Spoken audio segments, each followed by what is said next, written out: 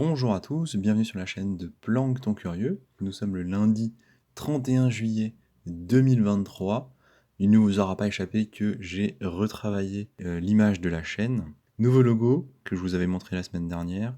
Nouvelle intro associée au logo. Faites-moi des retours, dites-moi ce que vous en pensez. Est-ce que c'est mieux, est-ce que c'est moins bien? Qu'est-ce que ça vous évoque? Allez-y. C'est vraiment le moment de le faire. D'autres améliorations viendront dans la même lignée au fil du temps. La vidéo de fin d'épisode, la bannière, etc., tout ça va être un peu retravaillé au fil du temps. Alors du coup, j'en profite pour vous dire que voilà, je vais être quand même plus actif sur le Twitter. Vous pouvez me rejoindre ici, vous voyez le @planctoncurieux. Pour le moment, il n'y a rien dessus, mais dès le mois d'août, je vais commencer à alimenter la chose, tout simplement parce que je vais être moins présent pendant la période des vacances, mais j'essaierai de partager les choses importantes, s'il y en a, sur Twitter. Et c'est aussi l'occasion d'avoir un lieu de partage un peu plus rapide. Maintenant que tout ça est dit, au niveau de la map, on est, vous voyez, sur une journée plutôt rouge. On a fait la revue hebdo hier, donc on va pas trop traîner. Un point quand même sur CRV. CRV qui, vous voyez, a fait une belle chute ici. L'explication à un hack, on en parle juste après. Ça a impacté AVE de la même façon, mais on voit que ça a été moindre, tout simplement parce qu'en fait AVE a des poules chez CRV, donc si CRV allait à 0, bien AVE perdait beaucoup dans l'histoire, ce n'est pas arrivé pour le moment. On voit en revanche que le reste du marché n'a pas été extrêmement impacté, à commencer par Bitcoin qui s'en cogne complètement, il n'a vraiment rien à faire. Donc il a eu une petite chute, et quand on dit petite chute, il est passé de 29 300 à 29 100 pour remonter. C'est vraiment pas du tout inquiété de la chose. Des volumes un petit peu au-dessus, on voit ici presque 11 milliards, c'est supérieur à hier. Et vraiment tranquille, hein, il se passe pas grand-chose, on va aller parler de CRV du coup. La news est ici. Le bilan est de 42 millions au moment de l'article, je crois que c'est même un petit peu plus, j'ai vu des tweets qui parlaient d'un peu plus. Donc le 30 juillet, hier, de nombreux pools du protocole Curve ont été exploités. Le hacker a découvert une faille et siphonné la plupart des pools impactés par la faille en question. Ce sont des pools AL-ETH, MS-ETH et PETH qui ont été touchés. Les montants ne sont pas encore complètement définis. On sait que c'est au moins 42 millions, comme je vous le dis. Je crois que c'est encore plus. J'ai vu des tweets disant que c'était plus. Curve déclare que son stablecoin, le CRV-USD, n'a pas été impacté, et que c'est le cas aussi pour les autres pools. Donc selon Curve, il n'y aurait que... Ce qui est beau, c'est qu'il y a de nombreux développeurs qui ont essayé de sauver les fonds, de venir aider, mais apparemment ça n'a pas suffi. Bon, il y a quand même un white hat, on voit son nom ici, coffeebabe.eth, qui a restitué presque 3000 ETH, on le voit ici, 5,4 millions de dollars à l'adresse de Curve Finance. C'est quand même beau, c'est quand même agréable d'avoir ce genre de choses. Et donc les développeurs ont découvert une faille, c'est-à-dire une erreur dans le langage de programmation Viper, qui était en fait présente dans des versions antérieures du langage de programmation pour le smart contract. Et donc Viper, c'est une alternative à Solidity. Donc bien évidemment la chute qu'on a observée. Et donc vous voyez ici le lien avec AAVE en juin, donc le mois dernier. C'est presque 300 millions de jetons Curve qui ont été déposés par Michel Egorov, qui est le CEO de Curve, sur le protocole AAVE. Et sa position a presque frôlé la liquidation, qui aurait eu du coup un effet assez important sur tout ce qui est DeFi sur Ethereum, donc l'essentiel de la DeFi. Ça aurait pu entraîner, vous voyez, des liquidations en chaîne et fragiliser AAVE, donc c'est pour ça qu'AAVE a aussi un peu subi la chose. Heureusement, il a pu se faire rembourser et le scénario catastrophe n'a pas été réalisé. Je trouve que ce qu'on peut retenir, c'est qu'au-delà du fait qu'un protocole DeFi se fait hack, ce qui est quand même assez classique, que Curve est un projet dans lequel j'ai envie d'investir et qu'il a chuté, bon, pour le coup, ça me refroidit un peu, j'ai envie de comprendre un petit peu la problématique avant de mettre des sous dedans. Ce qui est beau, c'est qu'il y a quand même des gens qui sont venus sauver et qui ont restitué de l'argent au protocole à hauteur de 5 millions. Je trouve ça assez cool. Évidemment, le cours a bien chuté, on est passé de 80 centimes il y a 2 jours à 64 ici, qui est une belle baisse, mais qui n'est pas non plus phénoménale. Vous voyez, on a rebondi au final sur les 60 ici, c'est assez notable. Ce qui fait du coup un cours d'entrée sympa pour Curve, juste le contexte donne pas très envie, et la tendance baissière depuis août 2022 non plus. Mais en soi, ça permet d'en acheter moins cher, donc ça se réfléchit aussi. On va maintenant parler, tant qu'on est dans les hacks, de BTC20. Donc la grande question, c'est est-ce que BTC20 est un scam ou pas? On a fait la vidéo explicative la semaine dernière, je vous en ai parlé milieu de semaine parce que j'étais surpris de voir à quelle vitesse ils levaient l'argent. Je rappelle, il y avait 6 millions, un peu plus de 6 millions en pré-vente, et ils ont tout vendu, ils ont sold out, et c'était déjà il y a plus de 24 heures. Je crois que c'était samedi qu'ils ont sold out. Sold out, ça veut dire que les 6 millions ont été achetés. Alors qui a acheté après on ne sait pas. On a suspecté que ce soit la team, notamment du fait qu'il n'y avait pas beaucoup de monde sur leur Twitter. Le problème c'est que le Twitter en question, vous le voyez ici, est suspendu. Alors on nous dit violation des règles de Twitter. Donc on ne sait pas exactement pourquoi. Et le problème, c'est que j'ai pas plus d'infos. Ils ont un Telegram qui est actif. De ce que l'on m'a dit, c'est possible d'y accéder. Personnellement, j'ai essayé. Et le truc, c'est qu'il faut se vérifier. Il y a un temps de vérification. Donc pour le moment, j'y ai pas accès. Je ne peux pas confirmer la chose. Si vous-même êtes dans le Telegram de BTC20, donnez-nous des infos, s'il vous plaît. À titre personnel, ça ne m'impacte pas. Je ne suis pas dans le protocole. Je vous avais dit que c'était trop dangereux, que ça m'intéressait pas forcément. Mais que j'allais suivre par curiosité. Je sais que certaines personnes qui suivent la chaîne sont dedans, s'inquiètent du coup de leur fond. Si vous avez des infos en étant dans le Telegram, ou vous avez pu échanger avec des personnes responsables ou concernées, transmettez-les nous, dites-nous comment ça se passe. Est-ce qu'il y a des raisons pour la fin du Twitter? Est-ce que c'est vrai que le protocole a complètement scam et est parti? Ou est-ce que c'est juste un petit problème et ça va revenir? Tout est possible. On le sait par exemple au moment ici de la fin de la prévente, il peut y avoir des bugs, il peut y avoir ce genre de choses. Certains s'étaient plaints du fait qu'ils ne voyaient pas leur compte. Ça peut être un scam, mais ça peut aussi être juste un problème technique. Les deux sont possibles. Donc, en l'état actuel des choses, je ne peux pas vous confirmer que oui ou non on a un scam.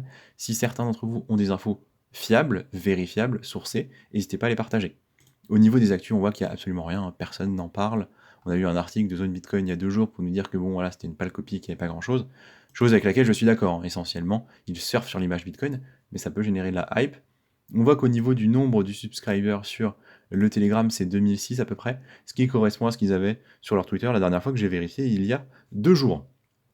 Pas plus de news pour le moment sur BTC1, bien évidemment, je vous les transmettrai si j'en ai, potentiellement via Twitter, hein. Je ferai pas forcément une vidéo spécifique. On continue les crises du coup, sauf que là c'est une banque. Donc ça fait un moment, ça faisait 5-6 mois qu'on n'avait pas entendu parler d'une crise bancaire, et c'est parti, c'est la Heartland Tree State qui a fait faillite vendredi dernier. Alors, c'est une banque américaine, donc en fait on revient aux chutes qu'on avait eues en début d'année, la SVB, la Signature Bank, la First Republic Bank, on s'en rappelle.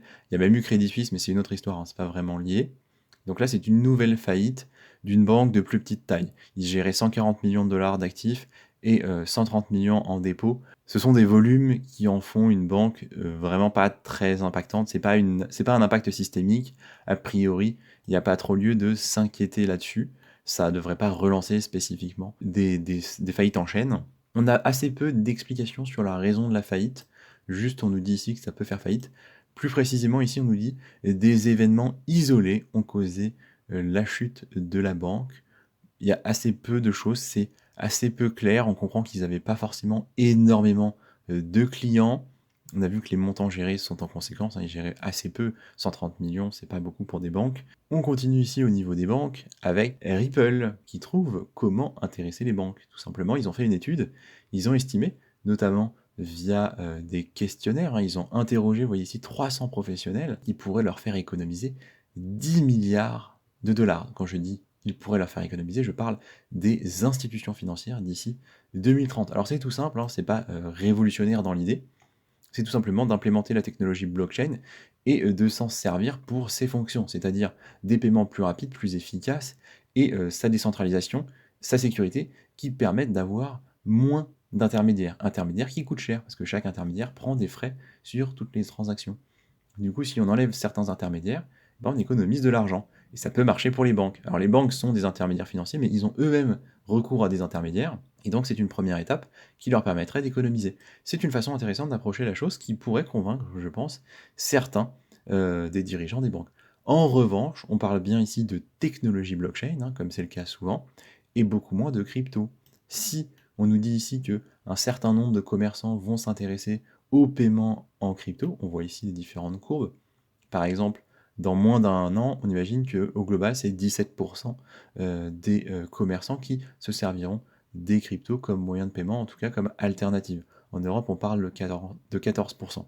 Alors, la fiabilité de cette étude, je ne sais pas. Par contre, ce qui est clair, c'est que c'est bien la technologie blockchain qui est intéressante pour les banques et pas tellement les cryptos. Ça donne pas vraiment de peps à nos projets, à part éventuellement à Ripple. Voilà, à surveiller du coup d'un œil curieux. On continue ici dans les institutions. Alors là, on va parler de choses plus positives, presque bullish et presque excessives. Ce serait BlackRock qui, il y a un an, aurait proposer à ces investisseurs ouverts au risque, disons, d'avoir une allocation en BTC de l'ordre de 80% de leur portefeuille, ce qui est considérable selon eux et selon le propos tenu. Ils nous disaient a priori, le BTC a des rendements asymétriques, positifs, prononcés. Et donc cette asymétrie, on peut en profiter en investissant dessus. L'idée de cette phrase un peu complexe est de dire que le rapport risque-reward n'est pas équilibré, il n'est pas normal. Le côté récompense est plus accentué que le côté risque. Ce serait vraiment un super actif du coup. Rien ne garantit en fait que cette information soit authentique. Attention, on n'a pas pu la vérifier, c'est une fuite qui n'est pas tout à fait vérifiable. Et je trouve qu'elle tombe extrêmement bien. C'est-à-dire que, comme le dit un peu l'article, ça semble un petit peu facile de sortir ce genre d'informations maintenant que l'ETF spot est dans les tuyaux et que BlackRock veut attirer du monde. Mais ça donne une idée assez intéressante de comment est-ce qu'on peut créer de la hype à partir de presque rien. Ça n'a pas impacté le cours de Bitcoin, mais ça vous donne une idée de comment on peut manipuler de l'information. Voilà, on va continuer avec des news un peu opposées au niveau des fonds d'investissement. On va parler de Sequoia. Donc Sequoia Capital, qui est un gros fonds d'investissement en crypto, qui lui, en revanche, va réduire son exposition, a réduit son exposition au marché crypto. C'est très très très intéressant. En 2022, en février 2022, ils se sont mis dans la crypto. En plein début de bear market, est-ce que c'était vraiment la meilleure idée? Je ne sais pas. En tout cas, ils ont perdu 200 millions dans FTX, ce qui fait mal. Et donc, ils revoient leur allocation au fil du temps. Ils sont passés de presque 600 millions alloués aux crypto à 200 millions. Donc qu'est-ce que c'est leur stratégie? Leur stratégie, c'est de dire, là, on a pris cher au niveau de la crypto, c'est peut-être pas le meilleur moment, on va réallouer nos capitaux. On nous parle ici, par exemple, d'une réorientation de fonds vers des entreprises jeunes en phase d'amorçage. Donc ça, à ne pas négliger quand vous faites vos achats en crypto aussi, c'est que les projets jeunes sont potentiellement plus générateurs de hype et donc ont plus de chances de performer. C'est une chose qui n'est pas à négliger quand on fait des achats. C'est pour ça qu'il ne faut pas que acheter des cryptos top 100 qui sont là depuis 5 ans. Oui, elles sont potentiellement plus stables, mais elles sont aussi moins génératrices de hype. C'est une position à réfléchir. Donc on a ici les investissements de fonds en capital risque dans la crypto depuis 1 an. On le sait, c'est la baisse totale. On était à 3,5 milliards en juin 2022. On est à 700 millions, 800 millions. C'est divisé par 5 presque. La baisse est vertigineuse. Et vous le voyez, ça c'est vraiment annonciature qu'on est dans un bear market. C'est quand ça va redécoller vraiment. Alors on avait une hausse, vous voyez, mars, avril, mai, on avait une belle hausse. Peut-être qu'elle va se continuer, peut-être que juste juin est un mauvais mois. Voilà, ça c'est un très très bon indicateur.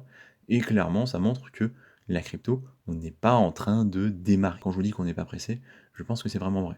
On continue ici avec une news, je vous l'avais mis dans la vidéo de samedi, que j'ai supprimé tout simplement parce que le son était vraiment inaudible. En réécoutant la vidéo, il y a eu un souci clairement à un moment ou un autre de l'encodage. Crypto.com qui a obtenu son enregistrement alors que Binance a échoué. C'était aux Pays-Bas. Ma réflexion sur ça, c'est tout simplement que Crypto.com est potentiellement en train de prendre la place ou de chercher à prendre la place de Binance en Europe. On a parlé de l'histoire de Binance, de comment ils fonctionnent, de comment ils essayent de s'implanter en Europe, notamment au niveau du Royaume-Uni et qu'ils n'ont pas réussi.